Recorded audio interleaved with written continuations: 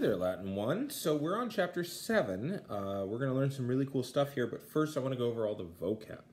So let's take a look first at occupatus. So occupatus, the feminine of that is occupata. And if you have an adjective, that's how you should be writing it down. Occupatus, occupata. Means obviously it looks like occupied. I want you to translate it as busy. Okay. Laborantes is another adjective. This is a plural adjective. We're going to get into why that is in a bit. But laborantes, it comes from laborans. It means working. And you can see the word labor in there. Spectant. Now that's the plural of spectat. And you already know that now you can work your way backwards, right? Knock off the NT and specta. So you know it's specto, spectare. That's how it works. And it means to watch or to look at. It's similar to, I would say it's more to look at than to watch. And it's where we get spectate from, spectacle, stuff like that. Nuntius. This comes from a verb, nuntio, nuntiare, which is to announce something. And it's where you get the word announce, pronounce, enunciate, all kinds of words that have to do with pushing words out of your mouth. So a nuntius is a messenger, one who brings it for you. Venit. Now, this is a fourth conjugation verb. You can't quite tell at this stage, but you have to start memorizing. So knock off the T and you've got veni. Veni gives us venio, venire. And this is actually where you get the word venture, okay, or adventure. So venit means he or she comes. Salutat. So again, this is a singular, knock off the T, saluta, and so you got saluto, salutare. And that's where you get salutation, the salutatorian, the person who greets everybody at the graduation. Salve, and we're going to get into the construction of that later on, but salve means hello. And if we're together, then I can show you how greetings are actually just commands. So inquit.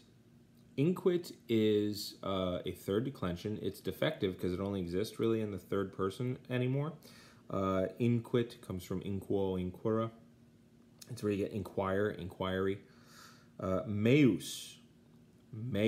Now the feminine of that is mea, right? So meus, mea.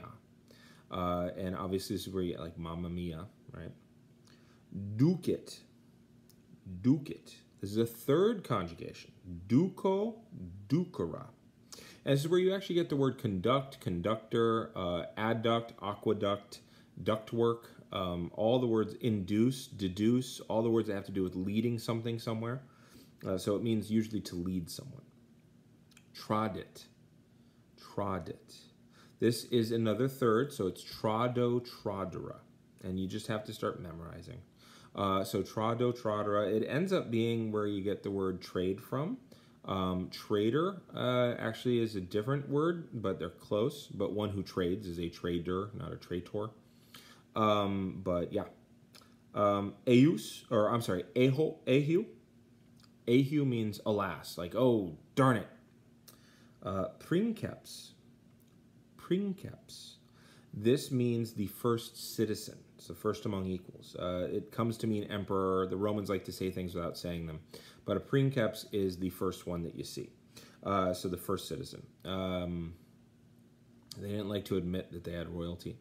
But this is where we get the word prince, principal, principality, things like that. Ad urbem. So ad takes the accusative. Urbem is the accusative of urbs. And this is where you get the word urban, suburb, all those words. Revocat. So it's revoco, revocare.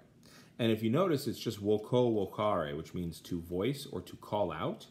And it's revocat, so you're calling back. Okay, so recalls or calls back. Consulera.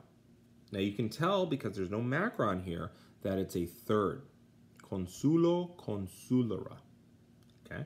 It means to consult, and you can kind of see where you get that. Redire. Now, this is not a fourth conjugation verb. This is what's called irregular. I'll get into it later, but right now, just recognize it's not a fourth. It's redeo, redire. It's different. And instead of to return, mark this down as being goes back, to go back. Eugepai. Eugepai. That means hooray. And ire. This is also not a fourth. That's why redire is not a fourth. This is an irregular verb, eo ire. We're going to get into it probably in a chapter or two. Okay. Now at the bottom, quos. Quos is the accusative form of quis. This is accusative masculine plural. So quis says who. Quos is whom. Because remember, quem was whom. All right. I think that's all the words that we have until we get to, until you get to page 45 through 48. So you should read those pages and add those words as well, okay? Because it includes the word willicus, and you need to find that. So there you go. So read 45 to 48, and that is it for your glossary. All right, I'm gonna hit the button.